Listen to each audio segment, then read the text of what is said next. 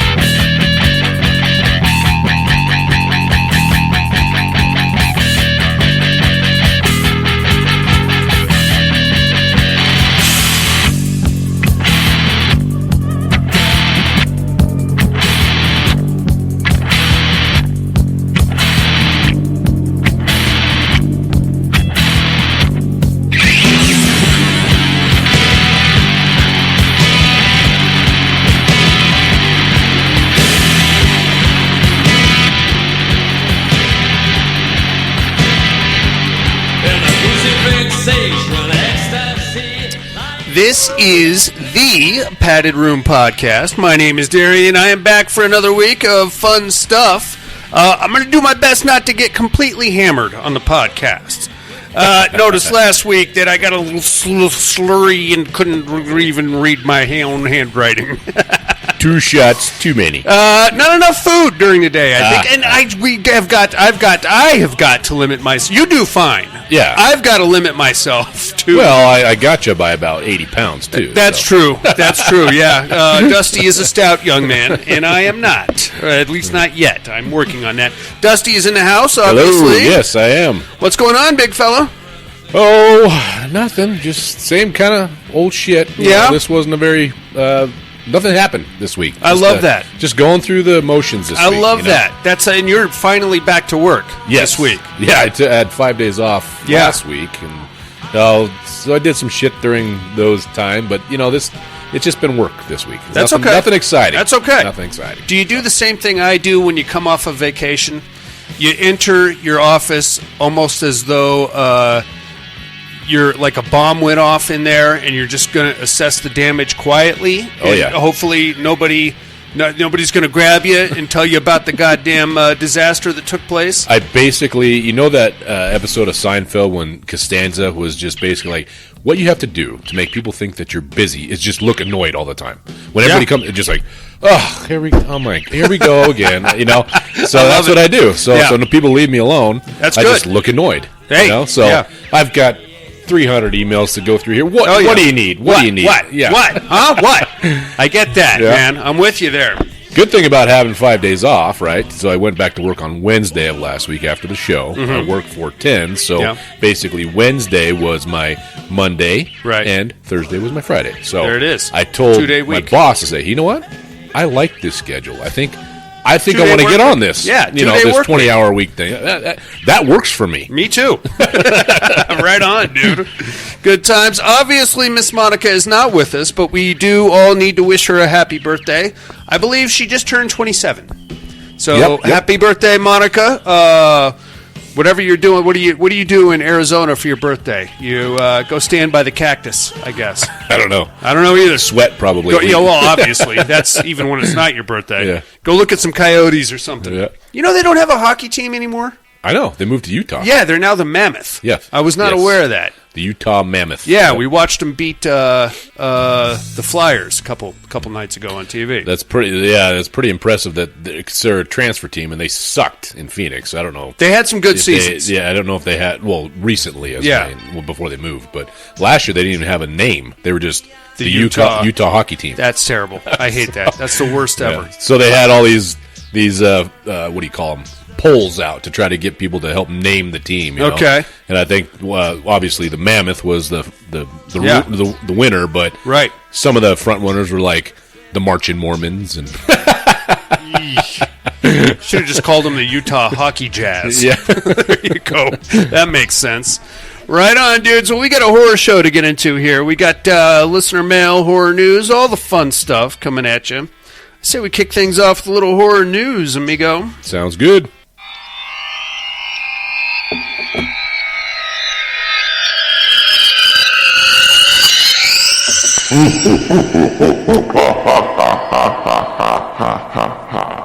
Horror news.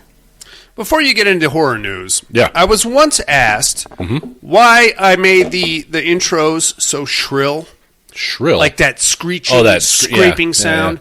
I never brought it up on the podcast, but I might as well now. Sure. I'm curious myself.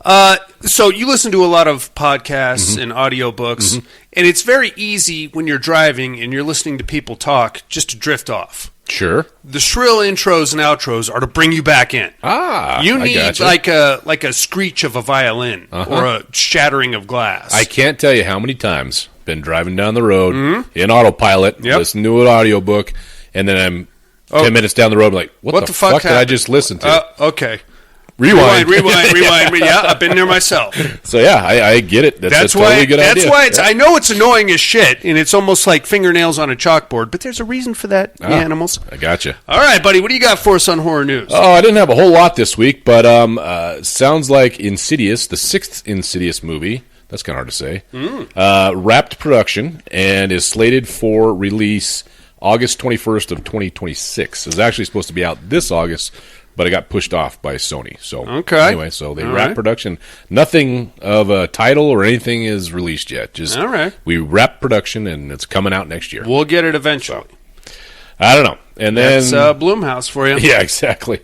The only other thing that I had was there's been a trailer released for a movie called Night Patrol. Have you heard of this? It sounds familiar. Justin Long. Oh, yeah. Vampire Cops. Yeah. So it looked... I checked the trailer out. Looks pretty decent. Was it CM Punk? Was the other guy? Who is it? Gosh dang it. Yes. Because, CM Punk. Yep. Yeah. So they're basically what the tagline says is the Night Patrol trailer released, what did it say? Okay. The LAPD officer must put aside his differences with the area's street gangs when he discovers a local police task force is harboring a horrific secret that endangers the residents of the housing project he grew up in. So, something vampires in projects. I love it. I'm into it. And that's releasing on in theaters. It's from Shudder, so it'll eventually be on there in January of next year. So I'm interested. Yeah, might be good. Did you ever see that other CM Punk horror movie? Which one was that? I believe it's called The Girl on the Top Floor or something like that. I don't think I did. He goes to... he's like a handyman, and he's restoring a old, not really a mansion, but a pretty big house. And like the neighbor girl keeps, it's like a 17-year-old neighbor girl keeps coming over, and she's getting flirty with him. And he's like, "Hey, I'm trying to do my job. Shove off." That kind of sounds familiar. Turns out she's a ghost. Oh, okay. Of like a dead prostitute. Okay. Yeah, it's a whole thing. I don't think I saw that. It was a pretty good show. It wasn't bad. And I thought he did a good job. He's very Bruce Campbell-esque. You know, animated, like super. And he's got like that he's got a chin on him. I'll be honest with you. He's got a chin. Yes. Not the chin, but a chin. Prominent. Yes, sir. I got some good news for you, my friend. What's that? Alien Earth. Yep. Secured for a second season. Yes, I did read that too. Yeah. That's awesome. That's good. I'm happy about that because it left off on a bit of a cliffhanger. I figured it would. So, yeah. I mean, I guess you can infer an ending from it, but it definitely left off somewhere where they can move forward. It can move forward, yeah. Sure. They've been wildly successful. Oh, everybody's raving about it. Yeah, I loved it. It was awesome. Right on. Yep. Here's something I'll probably not see anytime soon. Twisted Metal picked up for a third season. I haven't even finished the first season yet. You told me how badass it was, and I got into it, and I think I started watching something else. I don't know. So maybe I'll have to put that on the watch list. Okay, so I was watching it with the fam, and then Sweet Tooth started giving Daphne nightmares, and now that's it. No more Twisted Metal. I'm going to have to watch the second season on my own, obviously. Yep. God damn, sounds like that's not going to be on a nice TV. It's going to be a phone watch. Probably yes, which is okay. Yeah. I'm used to that. Here's something that's interesting. Trailers are out for a horror film called Cotton Eye Joe.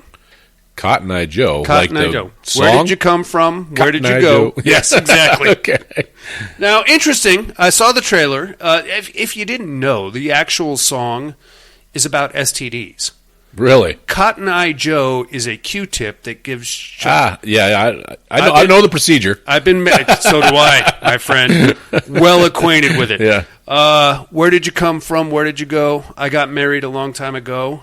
Okay. Cotton Eye Joe. Uh-huh. Yeah. All right. Regardless, but the movie, from what I gathered, has nothing to do with STDs. It's hillbillies slasher situation. Okay. Looks interesting. All right. I don't know if the Redneck song is going to be played in the movie. Well, I don't know. I mean, music choices in movies are... We'll get into that. Yeah, exactly. We'll get into that here in a hot second, my friend. Jesus Christ. Speaking of weird shit to get into, Five Nights at Freddy's 2 coming out very soon. Yep. They are teaming with Popeye's Chicken for a Freddy Fazzbear Crunch menu. All right. When was the last time you ate at Popeyes? Oh, never. You never eaten at Popeyes? I don't think so. Uh-uh. I'll take Popeyes over KFC. I don't really do the chicken thing. If I'm going to go fast food, which I don't do a whole lot of it, I mean, I do like the Chick-fil-A.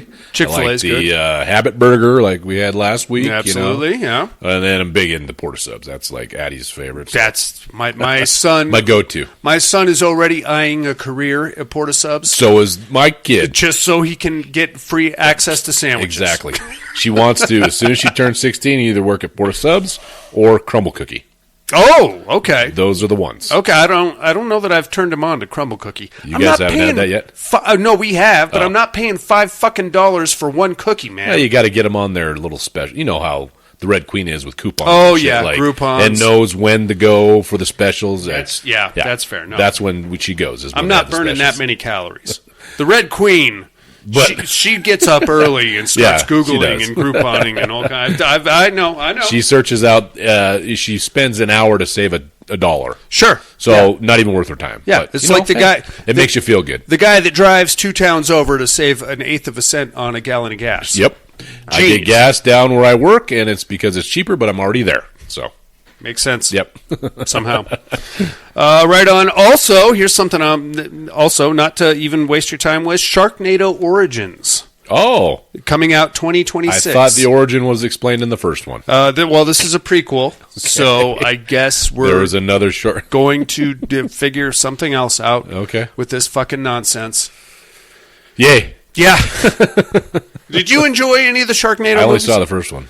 It was ridiculous, so I never. I started the first one, and then I was like, this is not worth my fucking time. I just sat through it because it was, in our horror community, it was Sharknado. Yeah, oh, yeah. Well, I got to watch it, I mean, you don't have to. But you can't. I mean, yeah, you're right. I should have just stopped. There was. I said yes. I will check this out because it sounds that ridiculous. And then we got to like the 25-minute mark where I think it was David Hasselhoff is half-ass explaining like the wind current and how it became a Sharknado. Yeah, the mating patterns of the sharks. And okay, dude, you're the Hoff. Yeah. Stop trying to sound Go educated. run down the beach. Yeah, or throw a cheeseburger at your daughter on the internet, whatever you did. All right, dude, that's all we got on the horror news. Here comes some listener mail. All right.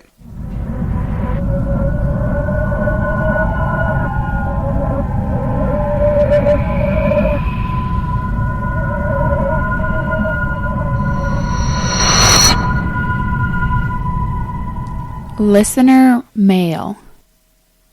Hey, we got some emails coming at us, dude. All right. Oh, a little gassy there. Let's start things off in Sydney, Australia. Here comes our main man team. What's going on, The big dummy sexy of horror. team? Subject line: Dusty, I love you, but no. Oh man, I just like gave him a come on line. Oh, but no. He's a married man, Dusty. So are you. Well, It's forbidden. It's forbidden love. It's tragic and somehow just because horny. you're on a diet doesn't mean you can't look at the menu. Howdy, fellas, and Monica. How are we this week? I'm great. Thanks for asking. I'm back from my vacation, 2 weeks at a resort in Queensland, and me and my family caught the vomiting bug. Oh, that's the worst. Oh, that's the suck. So 2 weeks of lying on the couch and not having fun. I'm glad to be back to reality. Dude, right before my appendix exploded, I had it coming out of both ends, and that is the worst. Oh, yeah. Because not only are you ruining your toilet, but yeah, if you're living in a shitty apartment, the toilet is like a third of an inch away from the bathtub. Yeah. So you just lean over. Yeah, you just got to lean over there and get it on. And then you're wrecking your entire bathroom. My go-to move is just have the trash can sitting there with you when you're on the shitter. See, that's where I started. So. But the trash can wasn't big enough. Oh, boy. So, yeah, it was bad, bro. Really bad. Right on. Vomiting bug, really bad. Pterodome. So, Darian, I hear you. I want to vote for my jungle cannibals, but I can't think of any way that they make it out alive. So I went ahead and asked ChatGPT to give me a scenario where the cannibals win. ChatGPT said no. There is no way the cannibals win. So put me down for the clowns, I guess. Yeah, I figured that. Wow. I don't blame you, Tim. I don't understand how anybody... I mean, the cannibals are scary, and maybe the Elite Hunting Company they could take down, or the Strangers, the Purgers, perhaps. Well, they're still primitive, right? They are. But they got, like, weird toxins and blowguns. Right, but the range of their weapons is very limited. Yeah, that's a thing also. ChatGPT, Cannibal said, no, put me down for the clowns. Got that. So, Dusty, I listened to you speak about Predator Badlands, and I want to chime in. Uh-oh. I took the family to the cinemas to see it on my birthday. Predator is one of my all-time favorite characters in the movies, so I was beyond pumped to see this film. I am happy you enjoyed the film. Uh-oh. But I cannot agree with you. I fucking hated it. Oh, no. Minor spoilers for Badlands. A Predator movie does not have room for stupid comedy and animal sidekicks. It feels like the writers and Dan Trachtenberg decided to do a Marvel movie and slap a Predator in it. I'm glad you enjoyed it, but no, fuck this movie. I honestly think I'd rather watch The Predator from 2018 than this Disney watered-down piece of shit. Oh, boy.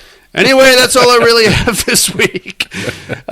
So for the aggression, I'll try some breathing exercises and come back next week. Oh, and Darian, I forgot your clues, but you are definitely Michael Myers. Bye! Go fuck yourself, Tim. No, I knew it was going to be very polarizing, but yeah. I am a huge Predator fan, too. I do read the comics, or I did. I don't do it anymore, but I'll listen to the books and all that kind of shit, play the games. And I agree. They are killing machines, and they're slashers, right? It's meant to be, sure, scary. They're meant to be the bad guy. But if you ever were to make a story to follow a Predator, especially a runt Predator, I mean, you'd have to think about it. You have to be. Are you going to follow a Predator and try to get the audience to buy into liking this guy if you don't make it somewhat like he said, where you have him interacting with, an android or whatever. I mean, it had to be a little different. I agree. It was not a horror movie. It felt like, I can agree, maybe a Marvel movie, sure. But I liked the fact of getting to see their homeworld and seeing part of their society, and, I don't know. I just, because of the visuals and that kind of shit, I really dug it. So, okay. I'm going to stand by my opinion, but I know it's going to be a very polarizing movie. So I think it is better for. I would like to see what his kids thought about it. Okay. You know what I'm saying? Yeah. And I should have took my kid. Yeah. I went with our friend Jeff. Sure. We both liked it, so I think the kid would really like it. Okay. But has your kid seen any of the other Predator movies? Yeah. How many?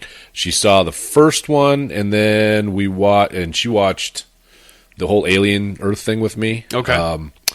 So I think I didn't show her the second one because I guess I could have fast forwarded to the. That's more. Yeah, there's a lot of stuff there, but that's more cop drama. I feel like, but that's okay. Prey. She saw Prey. Prey is great. Yeah. I think if you're trying to point your audience towards being on the side of the predator, you can do that without humanizing him too much, because that's the last thing you want to do. I have not seen Predator Badlands. Yeah. I'm going to tell you right now, I don't like the look of this thing. And I didn't, when I first saw the pictures of him, I didn't either. I said, what are we doing here? Yeah. But it definitely, you understand why he looks that way. Okay. As far as the dreads on top of his head instead of starting back behind his fin. Way too human. Yes. If you ask me. Well, I think that was intentional, right? They want you to basically empathize with this predator. But right? I would say that we empathized with the predator in AVP. Yeah. I don't think there was anybody that was on Team Alien in AVP. Well, no, because the predators were basically keeping them at bay. And Yeah. if they got out, then the whole world was fucked. That's how you do it. Yeah. And they didn't talk. They didn't have pet whatevers. They weren't really the protagonists of the story. It was more the human, the girl expedition. But I don't know. I'm gonna reserve judgment on AVP. I didn't like the look of the predators in AVP. They were like Hulk predators. They're too big and like giant. You know what I'm saying? Their body masses were just. I didn't like it. It's been a while since I've seen AVP. Well, if you look at them, just look at pictures of them. They made them like He-Man predators. Like they look like He-Man toys. Yeah, yeah, they're just huge. Well, I mean, the original Predator in he was big but tall and tall, lean. Lean and tall and looked, Yeah. He didn't have any clothes on. Basically, he had that netting, and then he had Why are the Predators goth? It's so weird to me. They go out, skull jewelry going on, and the fishnets. What are you doing, dude? Well, that's another thing. Is like you get to see other clans. I don't know. You look at the Predator from Prey, and he's very feral. He looks completely. Oh different, he's got like a skull helmet. Yeah, thing. He looks completely different. Yeah. So that's way back. I mean, that's badass. Back in the but back in time. That's a frightening Predator, right? He is, yes. But you can tell that the director did the same one as Predator Badlands. He's the same guy, Josh Trachtenberg, whatever his name is. He wanted to go with something new, right? Something, and his explanation for the look of that Predator was he's obviously the runt, a Yautja. No, I'm talking about in Prey. Oh, but he came from a different side of the planet, right? Yeah. So people don't all look the same. So that's what he explained it like. He's just a different, ethnicity of Predator, whatever. So that's, I think, what he was still rolling that over into the Badlands Predator, right? Okay. Yeah. They're different. They were in their clan. They have a shit ton of armor. Like he doesn't, because like I said, he's basically ostracized. But you look at all the other Predators that are in his clan. They all have a shit ton of armor on. They all use, like, for lack of better terms, energized swords. Yeah. Like, think about a lightsaber that just has an edge that's lightsaber. Okay. So I think he's going for the fact that there's multiple different clans / ethnicities of predators and that kind of shit. So I'm guessing that's why he made him look the way he did. Didn't he? He did Killer of Killers too. Yes. Right? Yes. Okay. So they all looked different too. I know, but that was like a we went to we didn't really, but time periods, right? Yeah, but like so we were in Viking Day and they had a giant hulking predator. Like, not to argue with you or anything, but all the predators, as I recall, in Predator versus Prey, still look like predators. This thing in AVP, you mean? No, Predator Killer of Killers. Sorry. Yes, they did. Well, the pilot one didn't have any tentacle or any dreads at all. He looked like he shaved his off, and he had an eye patch. Still, which was badass. Yeah. But he still had like the predator head. Yes, the what do you want to call it? The fin, the cranial thing. Yeah. Well, you get to see the other predators that are in the clan. Like I said, the one that the Predator is about, that Badlands is about a young runt predator. His brother is a big, regular-looking predator, and he's losing his tentacles off of his top of his head, so he's still kind of young. So they're working their way back, and then when you see the father unmasked, he looks like a normal predator with the tentacles only in the back behind the ridge or whatever. Right. Yeah. So I'm led to believe that when you grow into the ridge. Yes, maybe. You grow into the ridge. Your ridge keeps growing. You lose your tentacles just like we lose our hair, right? Sure. But it's like a mark of elderism or something, like you're a elder hunter or whatever. So, anyway, all right. I just like the fact that they fleshed out the mythos of it. Okay, I'm into it. So, but I know it's going to be very polarizing. I'd like to see what you and I don't know. I think the hardcore Predator fans like Tim, and I am too, but I could look past the aspects of it. Well, you got a good movie. Okay, but I mean, yeah. Oh, yeah. No, I mean it makes sense because like you can't just base it on the look of the Predator because then you take a look at the Predator where we had that CGI Incredible Hulk fucking thing. That was ridiculous. That was stupid, and then the dumb shit armor Iron Man thing at the end. Stupid. But it still looked like the Predator. Right. You know, more closer to the right neighborhood, I guess. All right. Thanks for chiming in there, Tim. Dusty just explained why you were wrong about everything. I didn't say he was wrong. He's entitled to his opinion, and I still love him. Here comes Crackhouse Matt again. 2 weeks in a row, All right, Matt. All right. Subject line: I bet they'd like to taste. I bet they'd like the taste of cotton candy. What's up, Padded Room? Darian asked how I could make a case for the Jungle Cannibal tribe to take out the killer clowns. I don't think it's that much of a leap to think that these cannibals have good aim with their spears and blow darts. It's on their turf, and I bet they could sneak up on the clowns and the noses. Oh, because they hit them in the nose. Yeah. And the noses would be a nice big target to aim for. I don't think the clowns would be able to close the distance on the tribe. I also think the clowns offer the cannibals a lot of tasty desserts, as well as the cotton candy gun and the popcorn shotgun thing. So yeah, I'm taking the cannibal tribe. Whatever you say, Matt. If that's what you want, that's what you get. Also, I checked out The Substance the other day for the first time. I liked it a lot more than I thought I would, and I don't tend to like body horror very much. I gotta say, Demi Moore has definitely kept herself in fantastic shape. Agreed. And I don't blame her for showing off that body. Margaret Qualley has a fantastic rack and a rocking body as well, but I've always been a MILF guy, and Demi did not disappoint.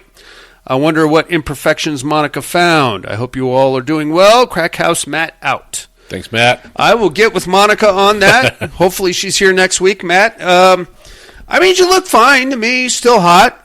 You could tell. Dude, she's got to be, 60s? I think she's early 60s. Early 60s? You can tell that there has been some work done, but I also think they wanted to kind of show that. Because that was kind of where her character was. Exactly. That, you're struggling, man. The makeup's off. Like, this is what you look like. Yeah.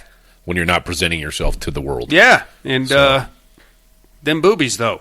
Yeah. They're still there. I'm telling you. And they're still perky. We should all be so lucky. Indeed. Put you down for the cannibals there, Matt. Thanks for writing in again. Man, don't be such a stranger. Here comes some voicemails coming at us. Let's hit it with our main man in Alabama. Alan is in the house. Alan. Had room, what's up? What's Hope up, Alan? everybody's doing good. Let's see, Terror Dome. Give me the Killer Clowns. Yep. Mr. Darian, your 13 Ghosts. You nailed it. Let's see, I've only watched the first Black Phone. It's a pretty good I show. watched this movie called Last House on the Dead End Street. Oh. That, like 70s sleaze. Okay. That was pretty good. As far as like Nightmare on Elm Street, I've never been a big Freddy fan. That's fair. Like, first one, and I like the remake. I'm not mad at the remake. I like Dream Warriors, and I've seen them all. Yeah. But it's still, it's kind of like, Freddy's kind of like, okay, it's Freddy. And I realize that he's an icon. Yeah. But never been a big Freddy fan. Looking forward to hearing us talk about Last House on the Left. Here we go. Actually liked that movie. Didn't really like the remake. Really? Anyway, hope everybody's doing good. Talk to y'all later. Thanks, Bye. Alan. Beautiful. Thanks for calling in, Alan. Have you seen the remake to Last House on the Left? We'll get into that in a hot second. As far as Freddy goes, I think the shtick of the... I mean, I guess you call him a slasher, right? But he wasn't the dime store mannequin slasher that we were used to at the time. Yep. And he brought a supernatural element, which was also not present at the time. Later on, we get into Undead Jason and weird culty Michael Myers and the Halloween Sam Hain situation. Still doesn't make a lot of sense, but whatever. But it was cool seeing a slasher that would talk shit, And later on down the road, he got a little too cutesy patootsy. Oh, yeah. For my liking. Ridiculous. That's why I like Pinhead. Yeah. First off, he says some fucked up shit. He does. Never doesn't funny. Smile. No laughing. Yeah. And, the worst part about it is you went to him, which is even stupider. You brought this on yourself. Exactly right. Keep your curious ass at home, Jackwad. Right on, Ellen. Thanks for calling in. Oh, all the way from Anderson, Indiana. Coop Newcomb in the house. Coop. Darian, good evening. Cooper, good Ghost evening, from sir. The past. Yeah, I hope you're having a good one, buddy. Yeah, still listen to every episode. Every week it comes Well, thank you out, very so much, Coop. Not that I'm not listening. I just I changed jobs back to working in the Indiana Department of Correction. Ooh. So, yeah. That sounds like a bad place to anyway, be. I do know what your movie is. What you got? It is 13 Ghosts. You are correct, sir. And I'm going to tell you, dude, Huh. I don't know how I'm going to do this. I want you to What would you like? make your old story, The Haunted Porta-John Oh, from the God. USMC days. Oh, God. Make it into the Terror Dome. I got in And so anybody much trouble. listening, the next Terror Dome, make this happen. Ah! He has the best freaking stories that he wrote in a government logbook. Yes, I did. And I did a lot Anyway. of push-ups. That's all I got, man. I just wanted to say hi and harass you guys. Thank you Jessica, very much, there, hello. Monica, if you're long distance there, hello. Hope everybody's doing great. I'll talk to you later. Bye. Beautiful. Awesome. Thanks for calling in, Coop. All right. So what happened was... Haunted shitter, huh? So what happened... Allow me to explain. Yes, haunted shitter. What happens is when you're in a Marine Corps infantry unit, you go on a 6-month deployment, right? And you're just out in the wherever your theater of operation is, and if there's nothing happening in the world and there's no major wars breaking out, then you're on a ship and you're just floating around waiting for something to happen. We got lucky in that particular deployment, nothing happened. So when our 6 months was up, we came back to the United States, and after that, you get like a little like a Marine Corps vacation for like 2-3 months, where a lot of the older Marines or more senior Marines are phasing out, and you're getting new recruits in, and you're kind of cycling through. And the guys that are in the middle, like me and Coop at the time, get put on something called guard duty. Guard duty is basically 1 day on, well, if I remember right, it was like 3 days on, 4 days off, 24, like complete 24-hour cycles, and you get in your BDUs, your battle dress uniform, and you go stand around somewhere.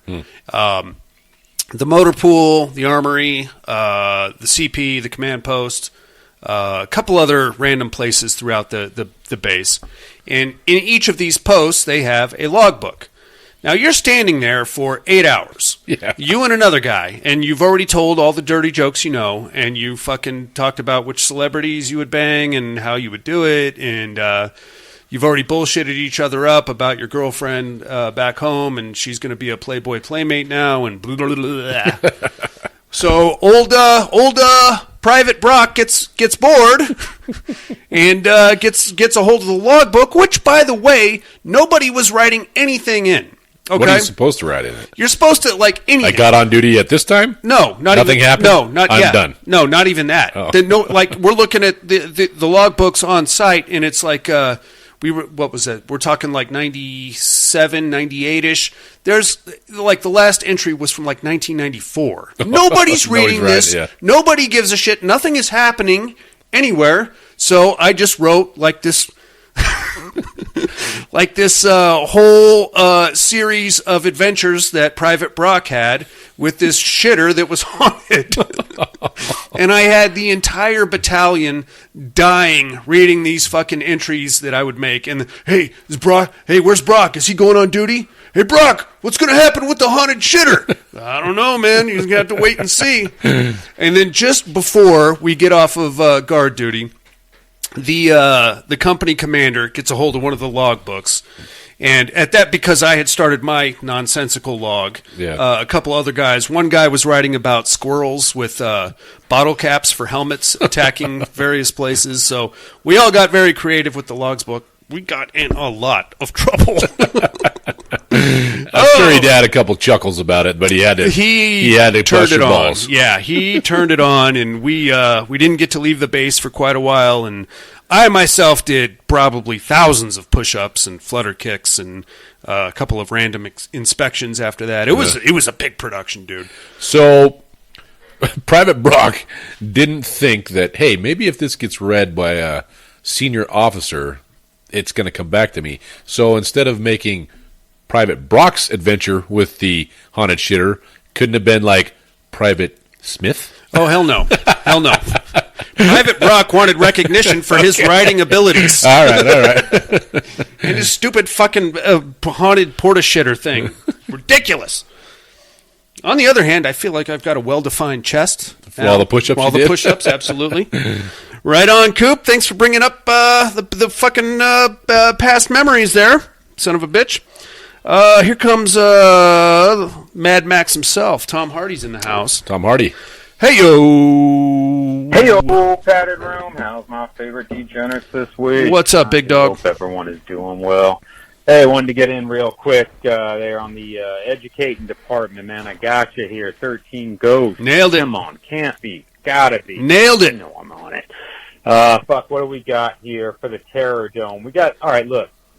We got the killer clowns versus the cannibals. Correct. And you said somebody give me an argument why it could be the cannibals. And I'll tell you why it is the cannibals that are going to win this one. Sell me on it. It's actually really simple. They can't fly, fucker. What are the rules of the Terror Dome? They can't fly, so they What don't are have the wings. rules? Your competitors must have a minimum of 2 fucking movies. Correct. The killer clowns obviously cannot be in the Terror Dome because they only have one fucking flick. Correct. Obviously, this is a trick question. The cannibals, put me down for the fucking cannibals. Fuck it. Okay, but if you recall, the killer clowns got grandfathered in. This flick called Creature. It's like a mid-'80s Aliens ripoff. Oh, lovely. And shows all of its bones, and it knows what it is, and it's not that great. But, doesn't sound good. Committed the ultimate sin. It was fucking boring. I it hate was that, fine man. to be a ripoff as long as it was fun, but it was just boring. That's and the worst. slow, and their quote unquote, twists or whatever. Sure. Yeah, no shit. We all saw that coming a mile away. And I wanted to catch something else, but I've been too fucking busy. So, like in, 10, 15-minute increments, I watched Never Hike Alone again on the that's a phone, good one. man. That is a good one. Yeah. Dig that flick. I gotta say, I'm not real familiar with, fan flicks, but, man, that's a good one. Anyway, that's all I got. Hope all is well. Love you like family. Bye now. Love you too, Tom Hardy. Thanks for calling in, amigo. There are some really good fan flicks out there. Yeah. I don't remember what it's called, but there was one. It was a Predator versus Dark Ages. Templar Knights. Yeah, right? Knights of the Templar. Yeah, that one was great. That was pretty good. Yeah. There's some really dumb ones out there, too. I think there's a Predator versus Wolverine situation. There's a lot of shit happening with AI. You get these little clips right on Instagram or whatever that are like Freddy versus Wolverine, right? And they'll do a little fight. All AI. Well, they'll have a couple of clips from the first X-Men movie of Hugh Jackman running around, and then a couple of clips of Jackie Earle Haley as Freddy running around, and then they'll just a bunch of weird explosions and shit like that. Yeah. And they do these trailer AI things, all the which time. get you all hot and bothered. All the time. Oh, Arnold's coming back for a Terminator, and then you're like, wait a minute. Yep, I always fall for it, too. Fucking ass. God damn it, man. Predator Dark Ages is a good one. I feel like there is somewhere out there's a fan-made Puppet Master situation. It's only about 25, 30 minutes long, but I remember liking that. They're out there, but you got to remember, Tom Hardy, there's a lot of shit and a lot of AI. It gets very what's that, hentai? That all of a sudden somebody's got a huge cock. How does Jeepers Creepers with a huge cock? How does that make sense? I don't know. Right on, Tom Hardy. Thanks for calling in, amigo. Let's go with. I'm going to put you down for the cannibals, and I think that's about it. Dusty, you got anything for Cooper, Alan, Tom Hardy, Crackhouse Matt, or team? Thanks for calling and writing in, fellas. You guys Appreciate are the it. best. Ready to get into a movie, dude? Yep. Let's do it. I feel like a woman for the first time in my life.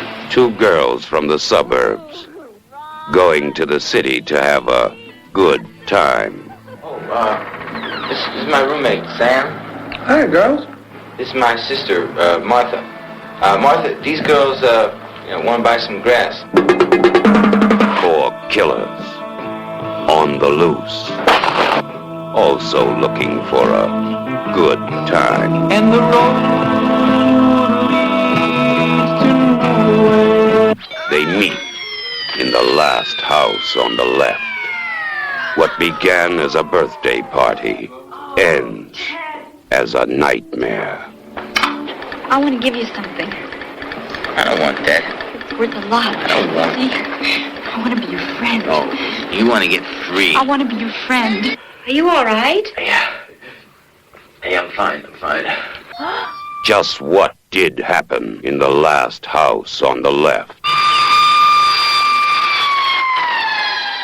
Dr. Collingwood lived there. Are you sure we're not going to put you folks to any trouble? Oh, nonsense. Our home is yours. His wife lived there. I've always dreamed of a man who could take me easily. So did their daughter, Marie. They all lived there.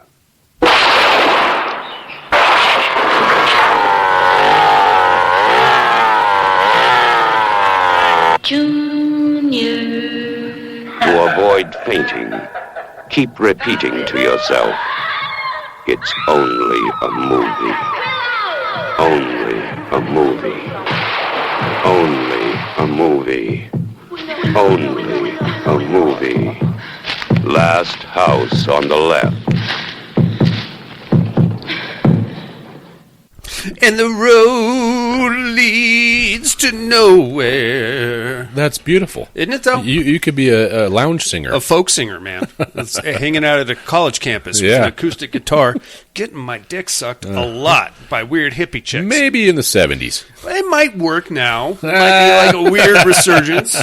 Probably need pink hair if I'm going to do it now. Yep. It's The Last House on the Left, you maniacs. 1972, written and directed by Wes Craven. 5.8 stars on IMDb. Got a hard R rating on this one. Stars Sandra Peabody, Lucy Grantham, and, of course, David Hess. Oh, boy, oh, boy. Oh, my gosh. Speaking of things that got me in trouble, this movie right here. Really? Yeah, had the Mila brothers over to my house when I was probably 8th grade, I think. The Milas. Yeah. Mila's mom was a little strict. Yeah, well, yeah. Oh, yeah. Well, I mean, we pushed some limits with The Last House on the Left. But my parents were never home, ever. Yeah. And I had a bookcase full of VHS horror movies. And I don't think they'd ever made it through one before in their life. And what are we talking, 8th grade? So Matt was 8th grade, Chip was 13, 7th 14, grade. Yeah, somewhere in there. And they come over for the first time, and they're looking at my case of horror movies with the eyes the size of saucers. Last House on the Left, what is that about? Oh, these crazy rapists, they make these chicks piss their pants, and then they rape them and kill. Can we watch that? Sure, I've seen it 1,000 times, but go ahead and put it in. Had nightmares for months. Now their mom is calling my mom, and I'm in a lot of trouble. Oh, that's the last time the Mila brothers were at your house. Needless to say, the Milas were no longer allowed to spend the night at the Brock house. It happens. It's what happens when you're a horror kid. Dude, this was one of Wes Craven's first budgeted horror films. You got a good glimpse of just how angry he was as a director, but I mean, the writing and directing process, sure, because he's not pulling any punches here. It's basically a very depraved version of a Babe in the Woods story, but with a very savage ending, I would say. But savage throughout the whole thing. But with bizarro comical interludes that didn't comic intervention and fucking Benny Hill music. Yeah, which didn't make a fucking lick of sense. Yeah, what the fuck was that all about? Well, I don't know. And it's very tense moments. You got this and goofy then all of a sudden, fucking these two cops are moving chickens. What the hell? God damn it! And Sensei Kreese is involved. I know. Son Sensei of a bitch. Kreese. Yeah, I was gonna say that. Well, we're going to start off with some inappropriate nudity. We have a 17-year-old girl in the shower, and the road leads gets to know her. It's her 18th birthday, actually, so I guess it's not 100% inappropriate, but it still kind of feels weird. She gets out of the shower. She is in rural New York, and full-on frontal, all of that. Her parents are out there. We're in 1972, so it's like a lot of shag carpet and wood paneling. A lot of floral prints on a lot everything. of that. A lot of weird vests, like suede situations. She pops out. She's like, hey, it's my birthday. Yay. And they're like, yeah, hey, we got you this necklace. And it's a necklace with a peace sign on it. Happy birthday. And have fun with your friend on your big trip to your concert tonight in the city. So she's going to New York City to see a concert. Going to see a group called Bloodlust. Bloodlust. That's not ironic at all, is it? I don't think that they had metal bands back then, so I'm curious what Bloodlust actually sang about. A little disco, maybe? I don't know. She 72. seems like she would have been into some hippie shit, with the the flower power like music a and flower stuff. in her hair, yeah. Bloodlust does not sound like a little aggressive. band. Yeah, a little aggressive there. We're going to see Bloodlust, and they're, hey, you're not wearing a bra. I can see your nipples. And she's like, yeah, I put my tits out. Whee! Your old man's talking about your tits. It's a little interesting. Nipples, to be exact. Yeah. So she goes traipsing off into the woods with her friend Phyllis, and Phyllis is her best friend. And her breast friend. Yes, because they get 14 feet out into the woods, and the first conversation they have is, my breast really came in over the winter. Is that what chicks talk about? I have no idea. Absolutely not. I don't think so. If it is... Did you ever talk to your 13-year-old buddy who said, my nuts sure dropped about 2 inches this summer? No! I just pretended I had nuts that dropped. And that's what happens, and they got like a bottle of hooch out there. They take a couple of pulls, and then they come back, and then off they go to the city. Now, in the meantime, as they're driving back, we get a radio broadcast about 4 escaped lunatics, or murderers and 2 things. escaped rapists and murderers. Yes, it's a criminal posse, and they just broke their buddy out of jail. It's Krug Sully is the leader. He was serving a life sentence for murdering a priest and 2 nuns. 2 nuns, yeah. Savagery. Helping in his escape was Fred Weasel something or other, who was in for child molestation and peeping Tomism. Peeping Tomism. Whatever, I liked that. What is that? I mean, I get it. It's indecent something, right? Spying on chicks. Spying on chicks, yeah. But I never knew it was an ism. No, clearly. You could be charged with it. Tom, yeah, but, it's a federal offense. It's a legalese term now. Absolutely. Yeah. Also, his illegitimate son, Junior Sully, who is I guess he was forced to do drugs, heroin, so that his dad would have complete control over him. Yeah, he'd get hooked and you get him to do everything he wants to get his new fix or his next fix. Unnamed animalistic woman who kicked a German Shepherd to death. Yep. Which is, I don't know what kind of German Shepherd it was, but it was a real pussy. Yeah, because it couldn't take that chick. Yeah, come on. She's all of a $120. Get out of here. Get out. And crazy. And then we get like a quick little snippet to these 4 assholes holed up in a New York City flop house. Now we cut to our girls who've driven into the city listening to this. They get there. They go to an ice cream parlor. La la la la la la la la. Yeah. Oh, happy! Let's go to the all this thing. Like Happy Days music or whatever, you know. And then they get out, and Phyllis is like, "Hey, let's score some grass. Let's see if we can find somebody that's holding." Now upstairs in our flop house, we got a weird situation. Krug and Junior just came back. Sadie, the unnamed female, is taking a bath. And like in the middle of the living room of this that's place. What it looked like. Yeah. I don't know. In comes Junior. Okay, so now you ever just look at somebody and think that guy's dumb? Oh yeah. You don't have to hear him talk. You just take one look at him and you're like, that guy's a fucking idiot. Yep. Yeah. Yep. I think that's what the actor playing Junior was directed to look like. I think that he would be typecast in nothing but moron roles. Yeah, if he ever worked again, I don't know if he ever did. The guy in the back of the mental institute who is claiming to be Napoleon Bonaparte, that's Sure. this dude. He looks like a doofus. And he comes in and he gives Sadie a beer and he's like, I wish I was a frog. I would just sit on my lily pad and rub it. You're And he had the cross eyes going. Yeah, and he just had this dumb shit look on his face the entire movie, which is sad, I guess. And Sadie is smoking. So I get the impression that Sadie is like a community bang puppet. That's what I always thought as well. Yeah, because she's just there naked in the bath. In walks Junior, and now he's just hanging out with her naked in the bath. Mm-hmm. No attempt to cover up. Nope. No, hey, your dad's going to be home. Just chilling. And then they do like a weird, almost kind of like make out as frogs in a weird way. Stupid. Now, the idea behind, I guess, these 4 serial murderers / rapists is that they're all batshit crazy. Mm-hmm. And they're just doing crazy things. And they're violent and dangerous and crazy.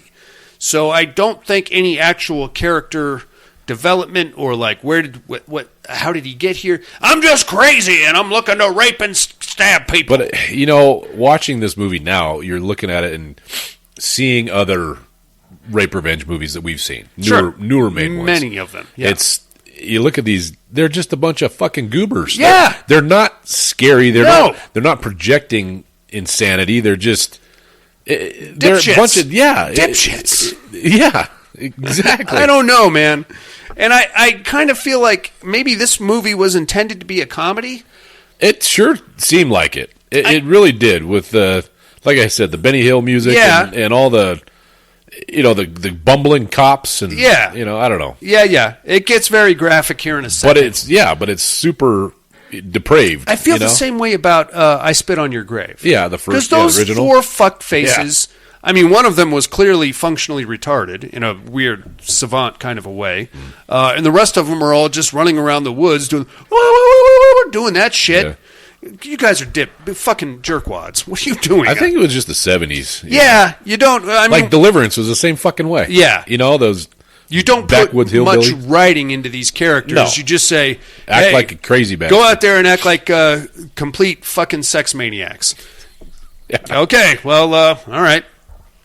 So that's what happens. The girls are walking around trying to score some grass, and they happen upon Junior, who's just been kicked out of the apartment because Sadie is insisting that they need more girls there because she's sick of being the only chick there. And I think she was getting passed around, and that's got to get tiresome. Junior goes out, and he's just standing outside the flop house.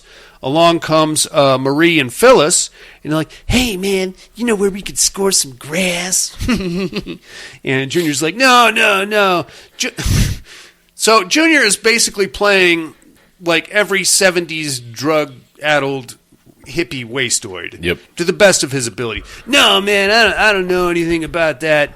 And they're like, okay, cool. They start walking away, and he's like, wait. Come back here, lady. Let's get together.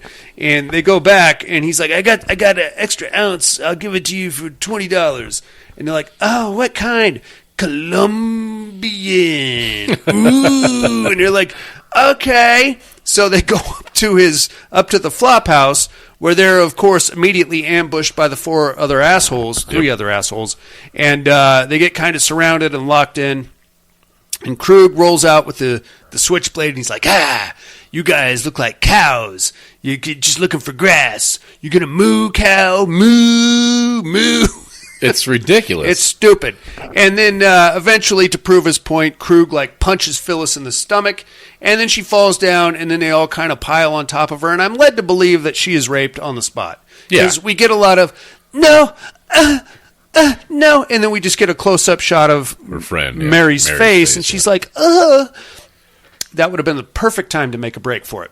Yeah, but she's just holding, she's a terrible actress too, because she's just holding her head like, oh my God. But it wasn't like complete fear, No, she's almost like she's shampooing or something. Yeah, it was. All right, well, that's interesting. From there, we cut to the next morning. Mom and Dad back at the house are starting to get a little nervous because Mary's not back yet, obviously, but they're not jumping to any conclusions yet. There's a conversation where Mom is freaking out. Oh, where is she? She's off in the city by herself. And Dad's like, oh, she's, sowing her wild oats. Let her have some fun. It's her birthday. But Mom doesn't call the cops. She calls the theater manager for where the concert was supposed to have taken place. Because that is something a 70s mom would do. Yeah. I need to speak to the manager. Yeah. What time did your concert get over last night? Yeah. And, Mary, I'm sure she was there. Did you see her leave? No, of course not, weirdo. Now, the next morning has come around. We have to assume that the young ladies have been brutalized to some extent, but we don't know what yet. Because all we're going to find is a very Benny Hill-esque circus music kind with the music in this movie, dude. Yeah, it really pulls you out of the... It does. The savagery of it, you know? Very 10 Pen Alley. Like, just a kind of... Hey, I've got my girl and I'm feeling good. And it was a song about them. Yeah. But it was goofy as shit. Yeah. But we get a very stupid kind of... I don't know, like almost a collage of them bringing the girls down a fire escape and throwing them in the trunk, and then they hop in their stolen car, which happens to be a convertible, and they take off out of New York City. Very scary stuff. Now, finally, back home, Mom and Dad decide to call the police, and we have the two most useless cops since Andy Griffith and Barney Fife. That's what I'm struggling to get You're his almost last there. and these guys are just dumb. And one of the Barney Fife guys, played by Martin Cove, Sensei Kreese, yeah. who looks like he could probably kick the shit out of all four of these lunatics. Oh, yeah, for sure. And he's like probably in his 20s in this movie. Yeah, I'd say probably, yeah. But his boss is just some fucking rube, big fat guy with a gut and a receding giant line. Coke bottle glasses. Oh, yeah. Doesn't know where he's going. More interested in, gossiping about the local town. And eating Mary's cake that she never got. Yes. Her birthday cake. Yeah. Shit. You fat fuck. You that was fat for her. Fucking bitch. Get out of here. Cops show up. They basically reassure them that Mary's just blowing off some steam. She'll probably be back by dinner time. They'll let them know if they hear anything, and off they go. Okay, excellent. Well, I guess you did something. In the meantime, the car carrying the lunatics, plus Mary and Phyllis in the trunk, doesn't run out of gas. It breaks down out in the woods. And so we decide to unload the ladies and march them off into the woods. That's not going to go well, dude. But just by happenstance. Oh, yeah. It breaks down right by Mary's house. Absolutely. Mary's mailbox. Yeah. Why wouldn't it? Mary looks up and spots her mailbox. Yeah. And she's like, oh, fuck. We're here. I'm close to my house. How am I going to figure this out? Because we're basically being held captive. Off they go into the woods, and this is where the games begin, Dusty. Mm-hmm. Yep. Here comes some dumb shit. This is probably like where things get a little unsettling. They get off into the woods away from prying eyes, and first thing we're going to do is I'm assuming we've already done the raping for the previous night, but now we're going to fuck with these chicks. We make Phyllis piss her pants, and if she doesn't, then we cut Mary. Very scary. So she doesn't do it. They cut Mary. Now they know there is an element of danger, so Phyllis pisses her pants, and then they make her take her pants off, and then they make the girls they do like one of those slap contests. Yeah. Hit her hard, bitch. Yeah, hit her, bitch. Yeah. Have you ever watched one of those slap things? Oh, on the internet? I've seen the dudes do it. I've seen the ladies do it too. Oh man, I don't know. It's hard for me to watch. You get like 2 full practice swings. Yes. And then you cock back and unload. Straight arm. Yes. And just wail it out. I'm okay. The part where you have to sit there with that pool noodle behind your back and let somebody just bitch slap the living shit out of you. They should be wearing those goddamn NASCAR like neck things. Neck braces. You know? Because just the concussion. They're going to get concussions. Yeah. Yeah. Anyway, enough about that. It's ridiculous. They do that for a few seconds, and then Junior has like a crisis of conscience in a very weird spat of dialogue. He's like, hey, if you're not careful, you're going to kill somebody, man. You got to be careful, man. You're going to get somebody killed. I'm pretty sure that was the whole plan in bringing them out to the woods to start with, Junior. Yeah. Maybe you should pay more attention to who you're with. To who you're hanging with and what exactly they have in mind for the afternoon.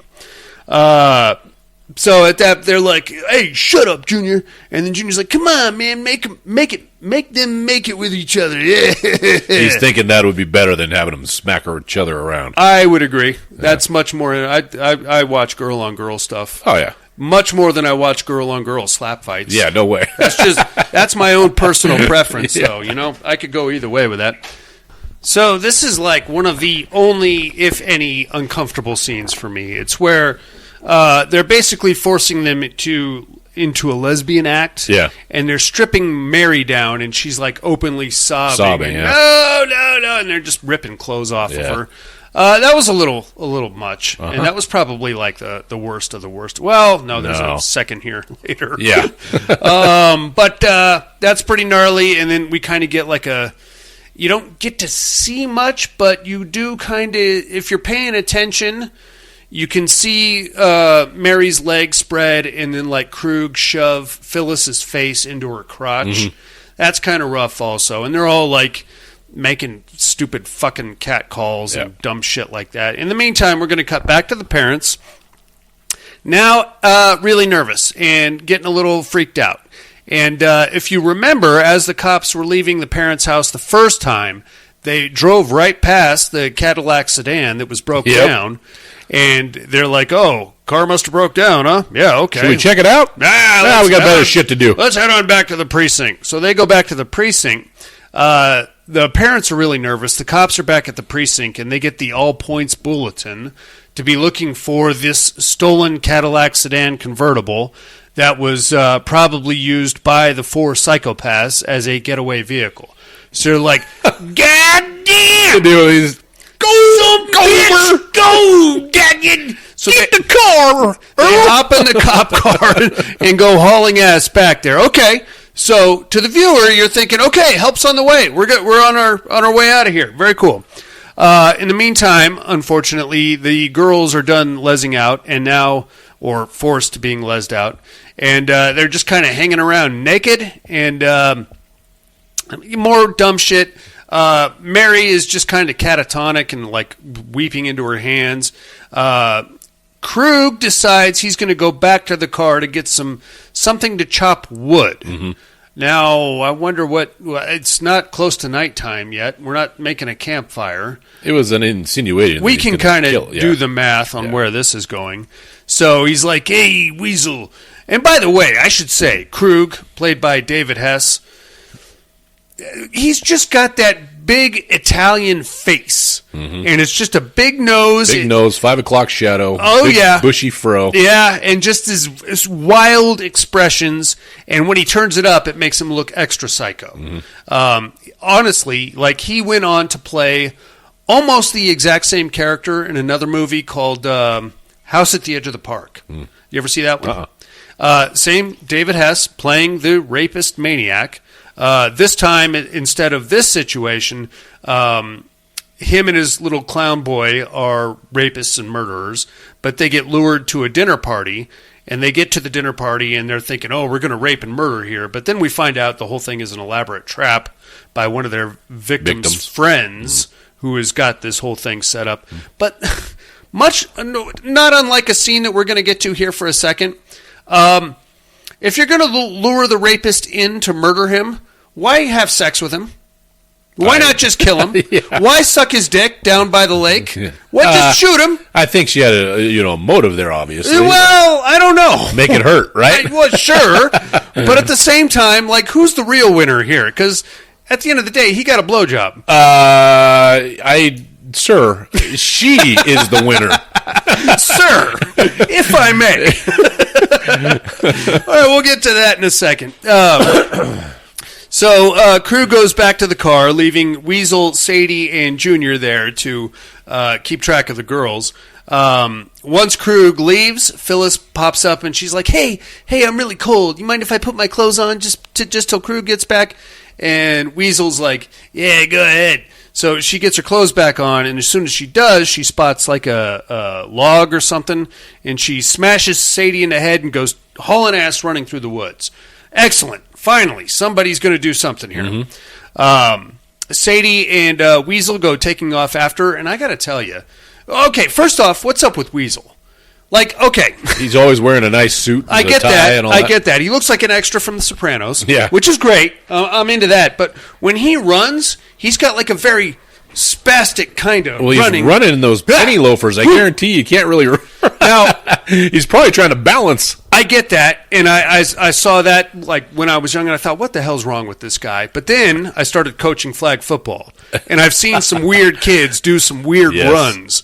There's like a lot of weird swimming. Reaching out. Yeah, reaching out. Fucking, I don't know what I'm doing, kind of. Have you never run anywhere in your life? There are those that are very unathletic, Darian. I mean, it's almost like interpretive dance at one point. Right. You know? Some kids, I've coached stuff too. Yeah. You're like, what?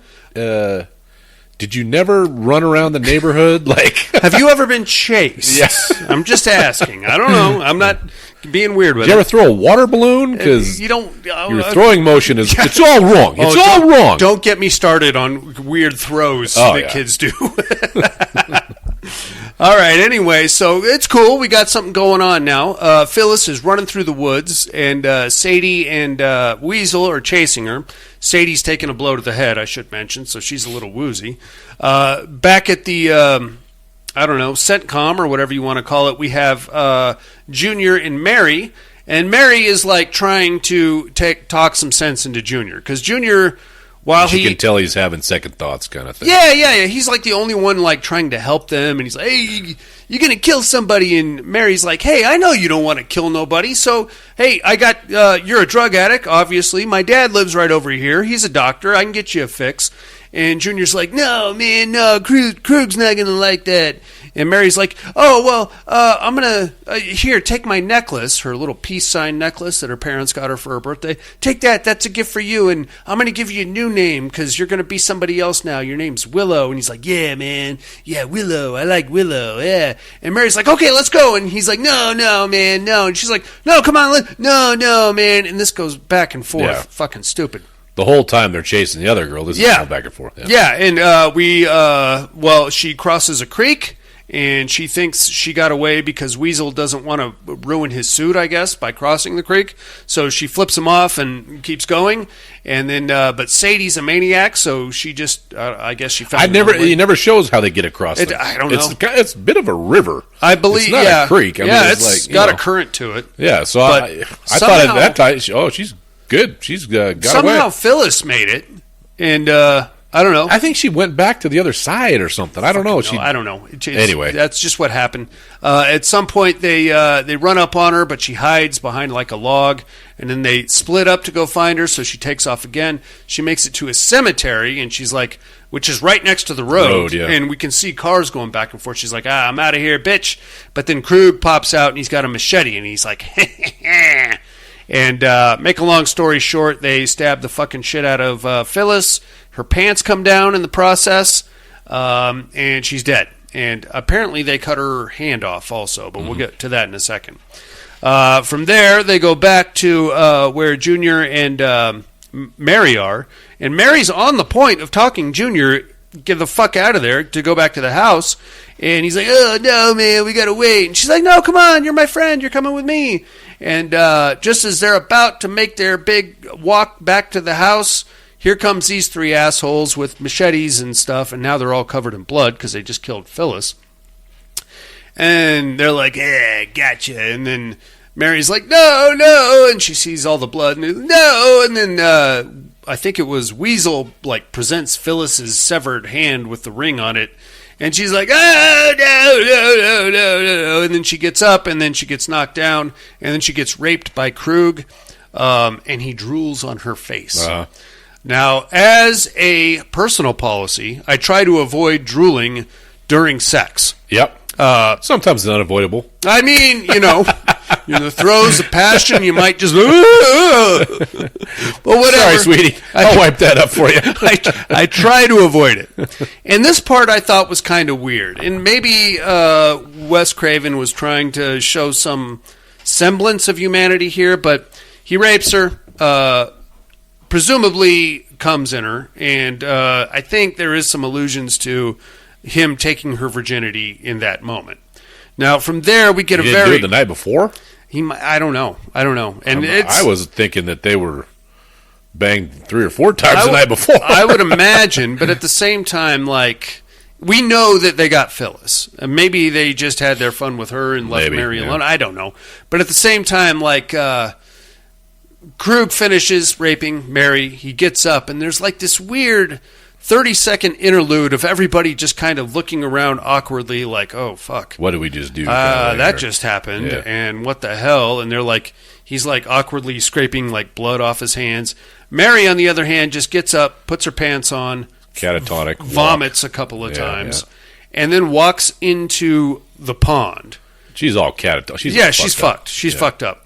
Krug at this point shoots her 3 times, if I recall, and from there they're like, let's get cleaned up. So they kind of wipe the blood off themselves in the pond there and produce suits and ties. Because he sent Junior back to get the suitcases out of the car. Yeah, where did those come from?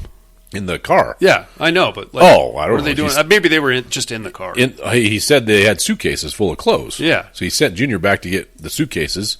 Why are they traveling with suits and ties? I don't know. It doesn't matter. I'm asking. I agree. Yeah. They were just in the car.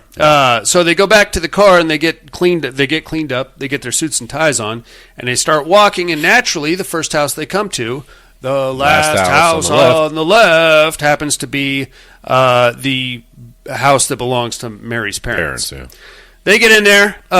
Mary's parents are very nice people. It's a doctor and his wife, and they're like, "Oh no, come in. We can't get you to the mechanic until tomorrow morning, but we got guest rooms. Come on in." Nobody would do that today. No, never, ever. Yeah. I mean, unless it was like the Swedish bikini team. I don't even know. Hey, ladies, come on in. You gotta be careful because what they do now is they send in the bait. Yeah, and then the Swedish bikini team. Yeah.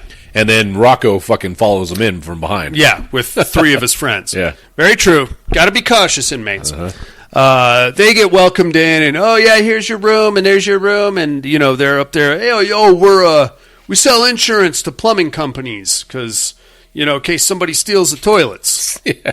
Okay? So I think that was like the first inclination of, what the fuck is going on? People. We got Weasel eyeing up Mary's mom, and she's kind of halfway giving him the fuck me eyes, but in a weird, what are you looking at kind of a way.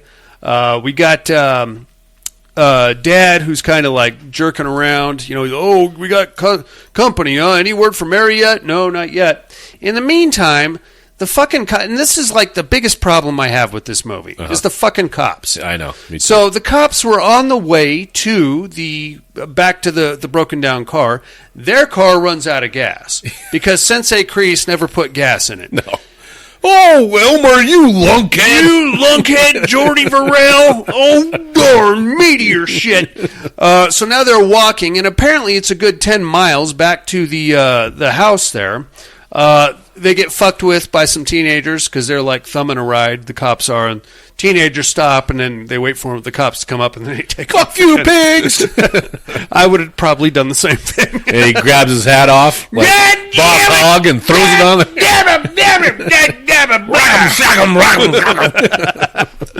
And then eventually they sort of half-ass get a ride from Ada, who happens to be the local chicken transporter. Has 2 teeth in her head. Yeah, that's it. She knows exactly how much weight her truck can take and what that equals in crates of chickens and how many crates need to be unloaded before the cops can get in the truck. And that's a whole ass process. And in the meantime, these young girls are being deflowered and murdered in the woods by 4 lunatics. Well done, New York Rural Police Department. Back at the house, the parents are getting a little suspicious because they're having dinner with these knuckleheads. Junior is now in the throes of, I guess, a withdrawal, and he's having like fever dreams about Krug punching the girls and carving his name in Mary's chest. I glazed past that part. They carved Krug's name in her chest. And he's like, oh, what's going on? And he's like freaking out while everybody else is having dinner. And the psychos are like, oh, that's Dave. I better go check on Dave because he's really upset because he lost a big money account for the plumbing insurance company. So they go up there and they're like, hey, shut your fucking mouth. In the meantime, Mom and Dad are now looking at each other and they're like, oh, shit. Sadie is slamming wine. Oh, yeah. Went through a bottle herself. Oh, yeah. Weasel's stories are not making any sense, and they're kind of disjointed. And they're like, oh, I don't know if these people are who they say they are. Now they're getting a little nervous. Unfortunately, the phone line hasn't worked there since the beginning of the movie. Like, one of the opening things is, oh, is somebody going to come out and fix the phone? Yeah. Did you tell him I'm a doctor? No, I told him you were a bookie, and I'm 9 months pregnant with quintuplets or something like this. This is a fucking joke. But at the same time, like, we know that their phones don't work, so that's great. Now, things are getting a little uneasy at the house. Everybody's gone to bed. And by gone to bed, I mean the lunatics are now laying in bed with each other, getting hammered. Mom and Dad are having a whispered conversation about what's going on. Who are these people? What are they doing? I don't know. Mom kind of steps outside to get a glass of cognac, I suppose. And before that, she goes into Junior's room. Yeah, check on him. Mm-hmm. Yeah. My husband's a doctor. He can help you. And then that's when she sees the necklace. Yeah. And she's like, oh, that's the necklace we got Mary, you fucker. She steps out after that, tells Dad about it. He's like, oh, I know something's not right here. So after that, she steps out, talks to Dad, has a scotch, and they very quickly do the math about the car, the missing daughter, obviously, and they go running at full speed right to the pond. Mm-hmm. Now, because they overheard them talking about the lake. Yes, and what's going on there. Yeah. Now, this part I had a little trouble with. They get to the pond. Mary has washed up on the shore. Mm-hmm. And in this scene, she's moving. She is. And she blinks and looks up at him. And then the dad, like, leans down and he goes, she's dead! Yeah. Well, but no, she's not. Because she's moving around and looking at you. You should have reshot that one, Wes. Yeah, that could have been fixed pretty easily there, Mr. Craven, but whatever. All right, so now they know what's going on. They know that these four assholes are the escaped lunatics. They know that they killed Mary. They actually bring Mary's body back and lay it on the couch. Very nice. And now they're like, oh, God, what do? We can't call the cops because our phone doesn't work. We're going to handle this Kevin McAllister style. Or John Rambo, whoever you prefer. Yeah, a little more Kevin McAllister action going on. True, here. With the shaving cream. Stupid. They're like, we're going to take care of these assholes. Mom is like pacing around, having a drink, and down comes Weasel. He's like, hey, I know a sexy woman like you, and I know how to bang a horny chick. And she's like, oh, good. My husband's terrified of me. He says I'm too horny, and my vagina's too tight. She didn't actually say that, but that was what she was alluding to. You're ad-libbing it. Yeah. So he's like, yeah. And he's like, oh, I wish somebody would take me outside and fuck me hard. And he's like, I'll take you outside, baby. So they go walking off. In the meantime, Dad is downstairs getting doing some really dumb shit. He's got like a wrench and a garbage can lid, and he's like, ha, hoo, he, ha, hoo. So, oh, that's not going to work. That's not going to work. No, it's not. You look ridiculous in your turtleneck sweater. But his second choice is a shotgun. Yeah. Why was that the first choice, you stupid fuck? We're not playing Dungeons and Dragons, Dad. No, yeah. He's got a shotgun. Unfortunately, he only has one shell, so that's a bit of a problem. So he gets. You guys got to get them all lined up in a row. I mean, if you can bunch them. How about we play a game of Twister? Yeah. Let's see how many of you guys can stand front to back, just nut to butt. Let's see what happens. Yeah. But then he gets very silly with like some shaving cream outside the door. He sets up a tripwire with a fork wedged in like the baseboard. Mm-hmm. That's not going to trip anybody. You're going to kick that right through.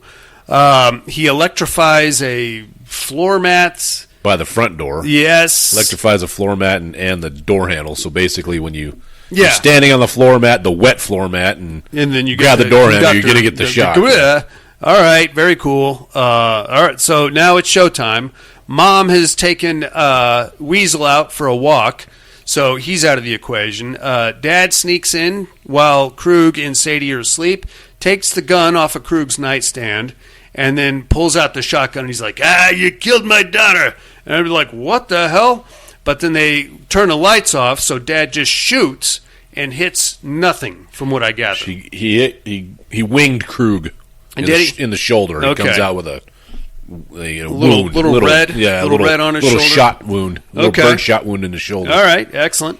From there, we get a very... I don't know what happened to Sadie during this, but we get a very drawn-out but very stupid fucking fist fight between Dad and Krug, where Krug is basically just letting Dad punch him. Yeah, he's like... Oh, you almost hit as hard as Sadie. Come on, Doc, give me a good one. Boom, hits him again. Oh, yeah, you hit like a girl. And then eventually they get into a tussle. At some point, like, let's be honest, Krug is kicking the shit out of Dad. Mm-hmm. Junior comes out and he's like, hey, you gotta stop, man. You're gonna kill somebody, huh? And then the fight kind of stops for a second, and Dad runs down to the cellar, and Krug is like, Junior, I want you to blow your brains out. And Junior's like, no, man. He's like, blow your brains out. And then Junior puts the gun in his mouth and shoots himself in the head. All right, that's fine. Whatever, dude. In the meantime, Dad is downstairs. He gasses up the chainsaw and comes back upstairs. Krug grabs the shotgun and thinks he's going to put away Dad, but there's only one shotgun shell. He's like, sorry, Krug, there was only one shell. And then he runs up there. They start chasing each other around, and Krug is like throwing furniture at him. He slips on the shaving cream and trips over the tripwire. Very cute. Steps on the electrified mat with the door handle. Doesn't kill him, though. Just kind of like pisses him off. That would have killed him. Back in the 1970s wiring schematic. Oh, absolutely. There's no safety. Should have just blown him up completely. Just disintegrated him. Yeah, he would have probably died. Kablam! If nothing else, would have got knocked out. Yeah. Or at least got his hair on fire. Sure. Something. In the meantime, this part was really dumb. Now we're going to cut back to Mom and Weasel out by the lake there. And she's like, I really wanted to get fucked by a guy that's tied up. And he's like, yeah, I'm a man. I could do that. And she's like, you want me to tie you up? And he's like, yeah, go ahead. So she takes his necktie and ties his hand behind his back, takes his dick out for him, gets his dick caught in a zipper first, and then starts sucking him off, but then bites his dick off, and he goes, ah! And then she goes and washes her mouth out, and that's the end of Weasel. Yeah, so we never see him die. I mean, I assume that one could live without your dick. Isn't there like an artery in there? Yeah, you're not going to bleed out. You don't think so? No. Okay. I don't want to find out. I don't either. No. But it's not like connected to your femoral artery where you're going to fucking bleed out. Okay. For the purposes of 1972 cinema. It kills you. Getting your dick bit off. Or bought off. Somebody buys that thing. You're done. Yep, you're done. Regardless, so he's out of the equation. Mom's on her way back now. Now, this part I thought was really weird because at this point, Sadie finally wakes up. She comes out with the switchblade. Krug is trying to fight Dad off with, like, loose furniture. And Krug, like, kind of leans into Sadie, and Sadie pulls the switchblade on Krug. And she's like, get away from me! Get away! Get away! I think it's kind of like everybody for themselves at this point. Like, she doesn't want to get cut up by the chainsaw, so she's basically... Okay. I don't know. That's what I kind of gathered. There's no loyalty there. No, none. Yeah. I mean, they're psychos. She's trying to get out of the house, away from these people, because save her own skin. I'll buy that. Yeah. Sure. I just for all that they had gone through with their psychosexual, we completely glazed past the part where they're driving and he's fucking her in the back seat, and having conversations about weird true crime stuff while he's banging her. It's a weird thing. But no loyalty, obviously, because now she's like, fuck off, Krug, get out of here. She goes running out into the yard. Krug then goes back, and she's still mixing it up with Dad and the chainsaw. Sadie goes running past Mom. Mom, like, kind of stops her. They get into a tussle. The switchblade gets kind of tossed off to the side as they're rolling around. Mom throws Sadie into the pool, or maybe Sadie jumps into the pool. It's a little unclear. While Sadie's making her way out of the pool, Mom finds the switchblade, runs up to Sadie and slits her throat as she's getting out of the pool. In the meantime, finally, Murtaugh and Riggs from Lethal Weapon have shown up on the scene. They're too old for this shit, by the way. They are. Just as Dad has got Krug pinned down with the chainsaw, the older cop comes running in. No, Doc, don't do it! But then he just basically buries the chainsaw in Krug's face. Yeah. And then Sensei Kreese comes up and gingerly takes the chainsaw away from Dad, and that's the end of your movie. Yep. What'd you think of the last house on the left there, Dust? The music really kind of took it out. That's what it is, man. It's too much. Felt it's a too very comedic. Disturbing Sure. movie, but Yeah. it's just like you said, the comedic aspects of it really take you out What are we doing? of the moment. Yeah. Right? Yeah. Whereas, I think it was Alan saying he didn't care for the remake. The remake is all fucked up. I thought the remake made, with the exception of the ending. The ending Yeah. was really stupid. Yeah. With the microwave. I thought that was dumb as shit. Right, but I mean, it's the same premise, the parents trying to avenge their daughter, but there's no silliness involved. None. So, None. And the lunatics are meth heads, which is way more believable. The rape in the remake is a little more underplayed. It's more of a punitive action because they tried to escape, so now you're going to get the dick down. Yeah. It just was much darker. There's no comedic elements. There are inept cops in the remake, but they're not like comedically rides inept, with chickens and shit like that with the music. Yeah. All right. I don't know what the point of that was. I don't either, and I didn't know if it was just based the times, the early 70s. Yeah, they hadn't yet figured out soundtracks and atmospheric music. Yeah. I don't know, but I like to think that they completely swapped scores. Wait a minute. Some Jerry Lewis movie or something like that. Whoa, hey! Fuck it, it works. Send it. Print it. In the meantime, Jerry Lewis is Get in the doing can. like slapstick, and it's like stupid. All right, it's worth a watch at least once. If anything, Wes Craven loved himself some Home Alone antics, as we saw last week in Nightmare on Elm Street. Hey, but they were his ideas. Both movies came out before Home Alone. That's true. So that's true. Maybe. Hey, you could be right now that I think about it. What's the guy that does Hughes or John Hughes. John Hughes. Yeah. Maybe he watched these movies and said, "Hey, got an idea." Yeah. Let's put some shaving cream down. We're good to go. Yeah. All right, we'll take us a little break. Get back with some other stuff, inmates. Sounds good.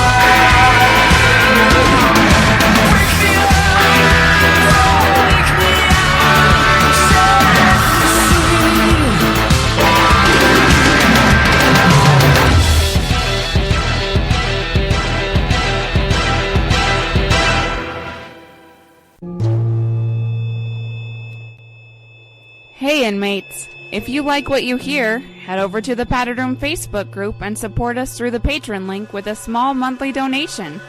Check out the T-Villain link at paddedroom.podbean.com and grab some t-shirts. Thanks for listening and enjoy the rest of the show.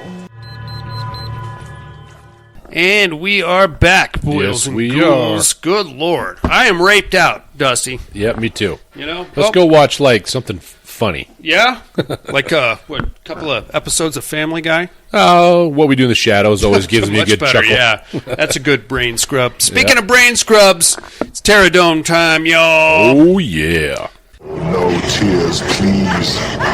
It's a waste of good suffering. I'm not gonna hurt you. You didn't let me finish my sentence. I said, I'm not gonna hurt you. I'm just gonna bash your brains in. I'm gonna bash them right the fuck in. I'll kill you all. I'll drive you crazy. I'll kill you all. My worst dream come true. 6-year-old child with this blank, pale, emotionless face. The blackest eyes. The devil's eyes.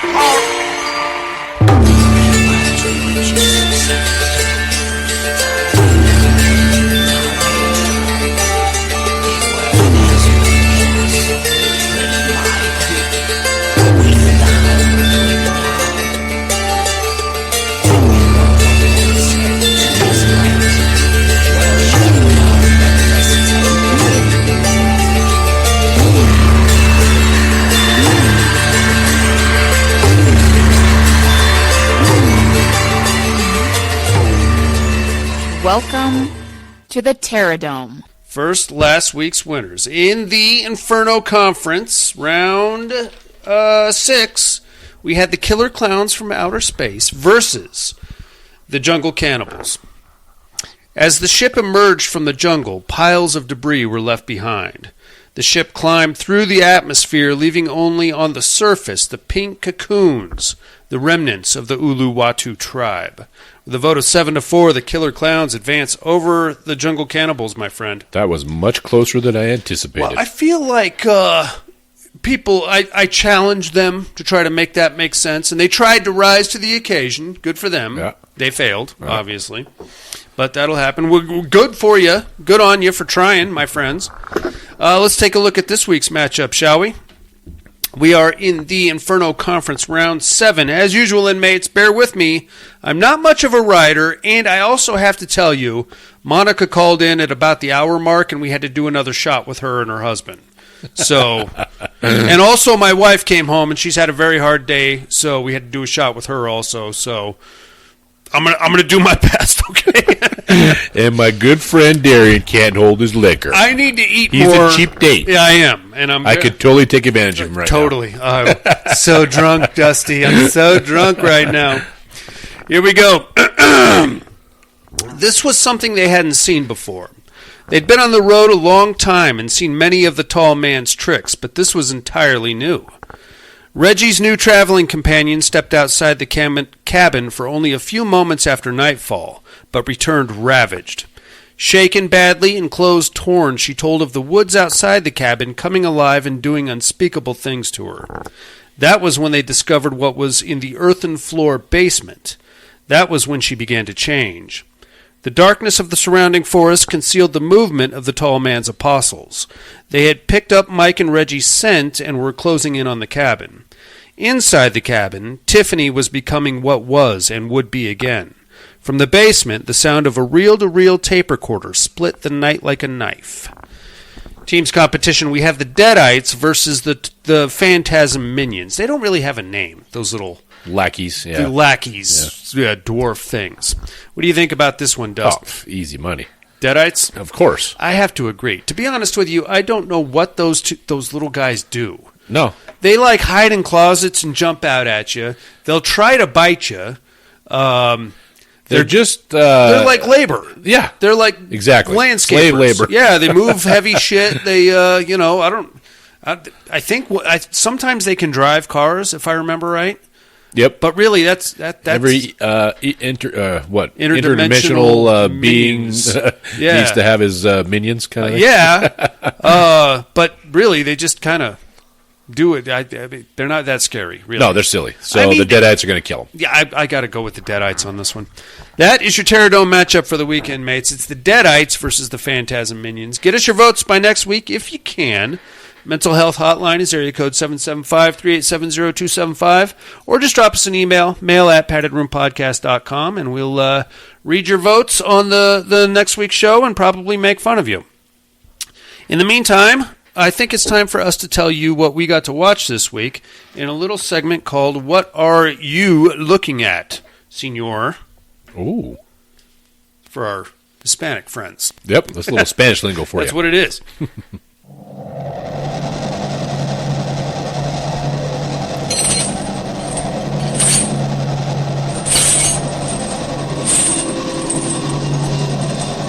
What are you looking at?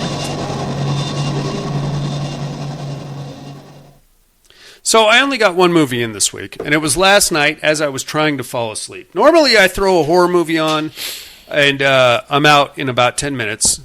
I try to find something I've already seen so it doesn't really hold my interest. So you don't get involved so you can go to sleep. Yeah. Unfortunately, that was not the case this week because I found All Those Scary Stories is the name of the movie from 2025. Okay. Now, this is supposed to be a documentary about like cryptids and unexplained phenomenon and things like that. It's not a documentary, it's a mockumentary. Oh. And the reason I can say that, I mean, there's no storyline here. It's literally people talking about like Bigfoot and the Jersey Devil, Mothman, shit like that, which is fine. But these are actors. Okay, so you've seen something like this before, like a Sightings. Mm-hmm. They'll have like a guy come on and he'll be like, the mythos of the Jersey Devil is that Mrs. Leeds had 12 children, and at the bottom of the screen, it'll say his name, and it'll be like Jared Walker, Ph.D., Yale University, whatever.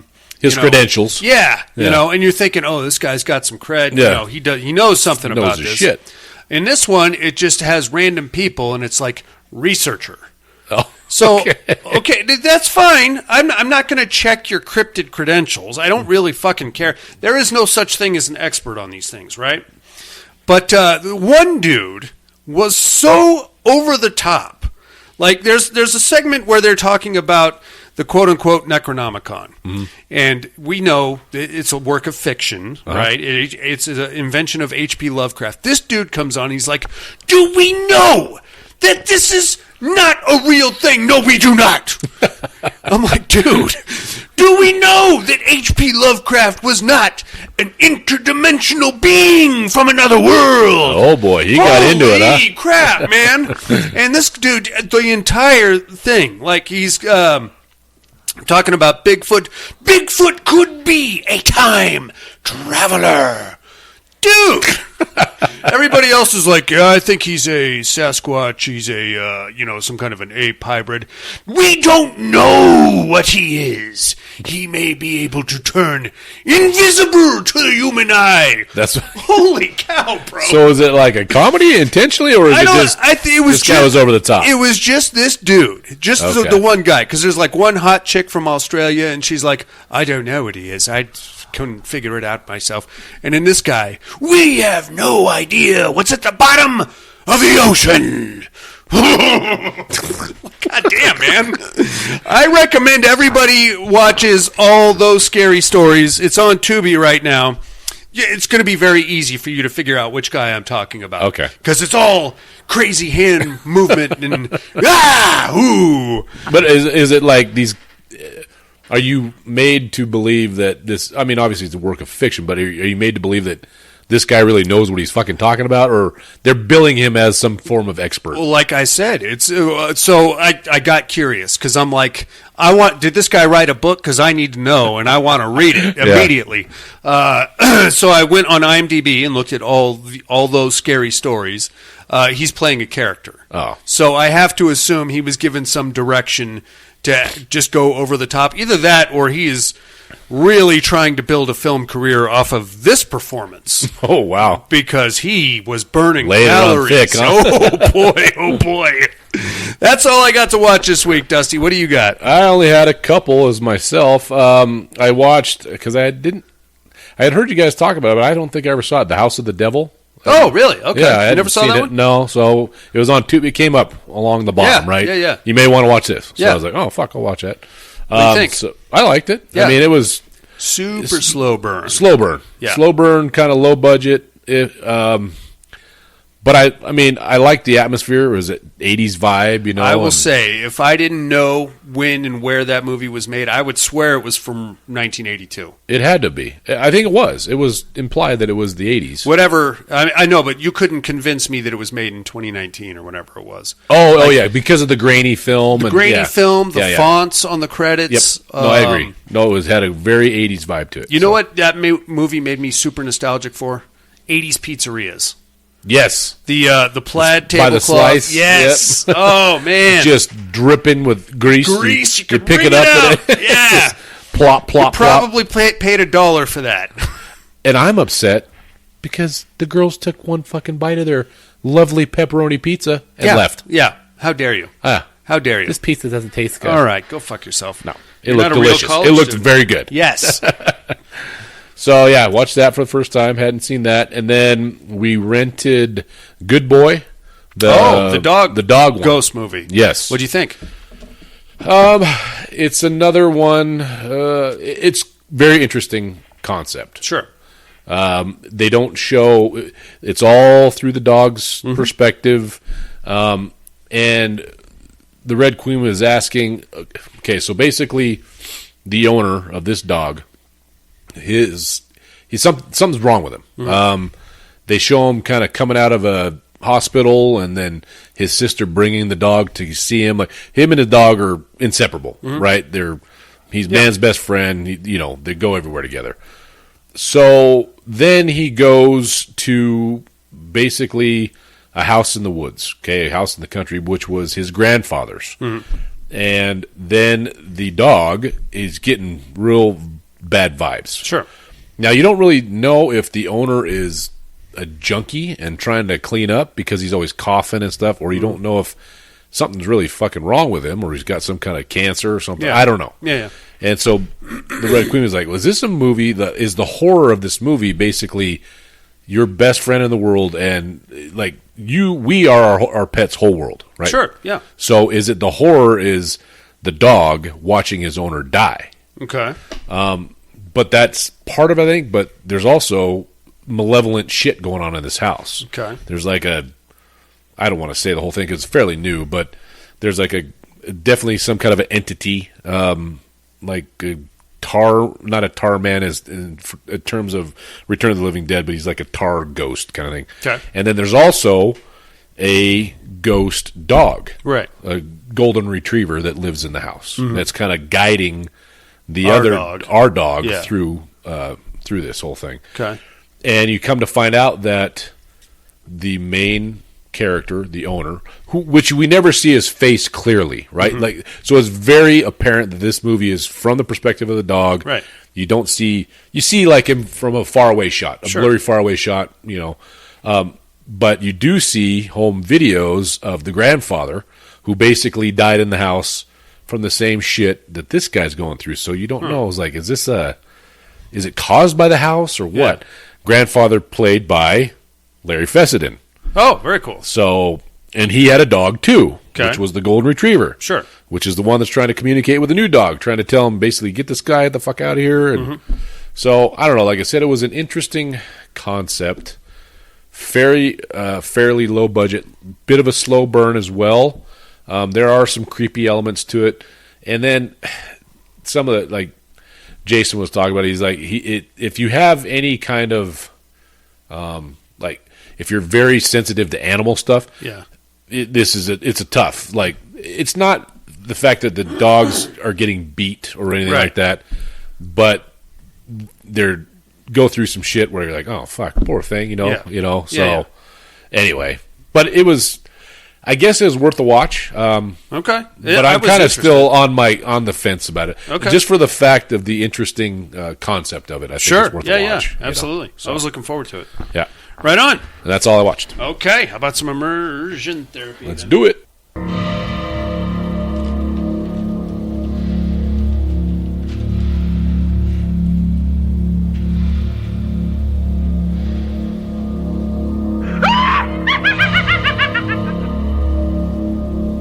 Immersion therapy.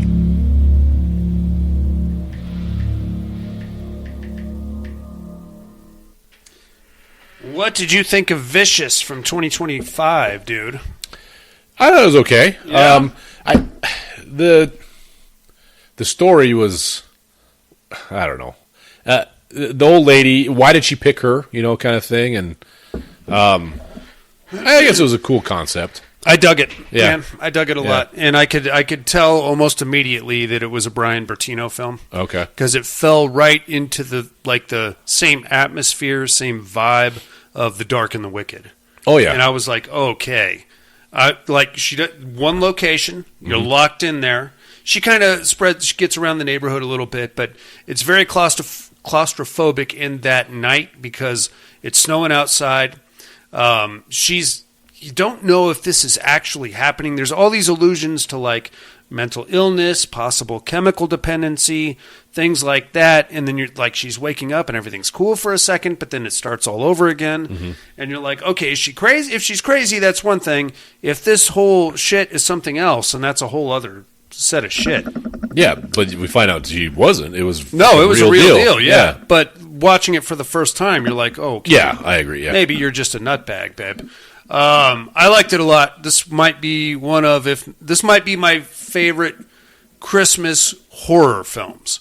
Not Christmas films with horror elements, because really, I mean, other than the fact that there's snow outside and it's freezing, and I think there was a Christmas tree set up in the sister's house or the neighbor's house, you really wouldn't call this a Christmas movie. Right.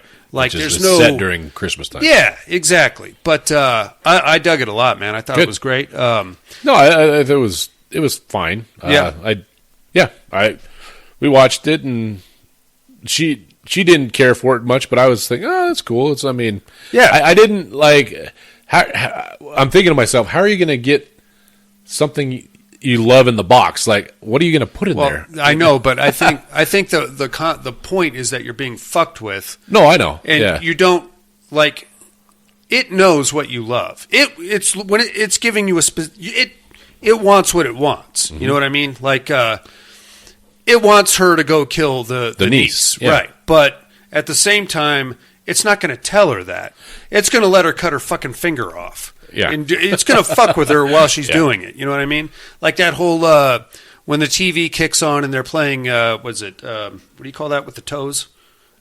This little piggy. Yeah. And it's put something you need in there. And she's thinking, oh, easy money. I'll just lob a pinky toe off. Yeah. And then it's like, nah.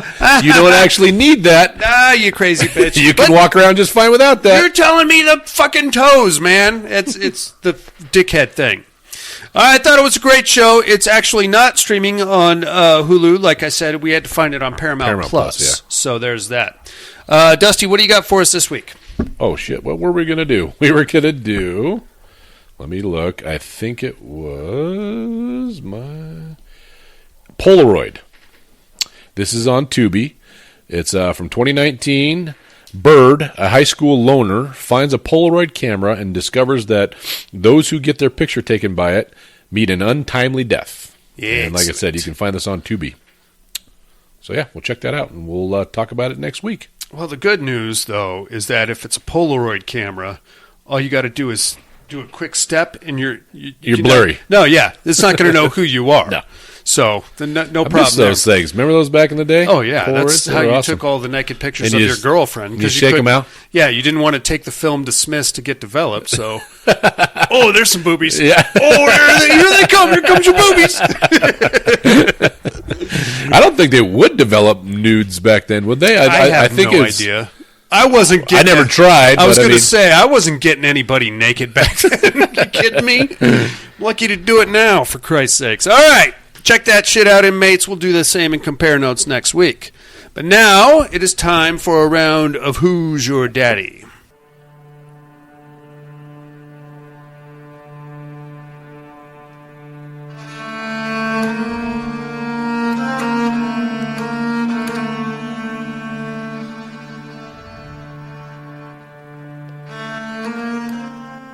Who is Daddy? First, my clues from last week. Well, I lost my family in a tragic fire. Well, really just my wife, now that I think about it. But I got 2 kids to take care of. I'm a lonely English teacher with a fucking not very nice lady living with me as some kind of a maid or assistant or something. But she doesn't do shit. She just curls her hair and talks shit to everybody. Good news, I just inherited a house from my uncle. Bad news, it's actually a prison for ghosts, which is not good. It would have been okay, but then there's like a whole release mechanism thing, and we got a real problem. I am, of course, 13 Ghosts. Great show. Yep. I almost watched it again after you'd done that. I was like, I haven't seen that in a while. I haven't seen that. There's always been these rumors flying around about a 13 Ghosts TV show, where they were going to do an episode on each ghost and where it came from and all that. That would be awesome. They've been talking about do it on like HBO Max. Yeah, where they were saying, but it just never came to fruition. Who might I be this week, you ask? Well, I am the 12-year-old daughter of a multimillionaire. Actually, I believe a actor or a director. I think I'm a director's daughter, now that I think about it. And I've been sent to live in a European boarding school where I'm going to get educated, of course. Bad news, there's some kind of a serial killer on the loose in this European town. It's a small town. Good news, I have the ability to control insects with my mind. And in a very strange turn, a couple of blocks from my school is a paralyzed doctor who has a monkey that can basically commit murder on command. So maybe that's got something to do with the serial killer. Maybe this domineering headmistress is the serial killer. I got nothing to worry about because I can control insects. So, yeah, watch out for that shit, dude. Who might I be, inmates? You got to know this one. Yeah. This is a very specific film that checks so many fucking boxes. I honestly think we might have done this one before. I'm sure we have. It's bananas. Tune in next week, inmates, and I'll drop some knowledge on you. In the meantime, I think that's about going to do it for us. Join us next week for Hills Have Eyes here in West Craven Month. We do have a Patreon campaign running. If anybody gives a shit, just go to paddedroompodcast.com. Get all the information you need there. In the meantime, Dust, you got anything else? Nope. Thanks for listening and writing in, and we'll chat with you next week. Absolutely. Happy birthday, Miss Monica. Happy birthday, Miss Monica. Thanks for chiming in here midway for a shot. For Freddy Fazzbear and the Popeye's Chicken Crunch meal that's coming our way. Ridiculous, overacting mockumentary extras. I guess you'd call him an extra, because, well, I guess not. He has lines, but I don't know. I don't know what he's going for. Killer Clowns from Outer Space. The weird guys that went to the wrong day labor place and ended up working for the tall man for a couple of months. And the Padded Room Podcast. I'm afraid visiting hours are over.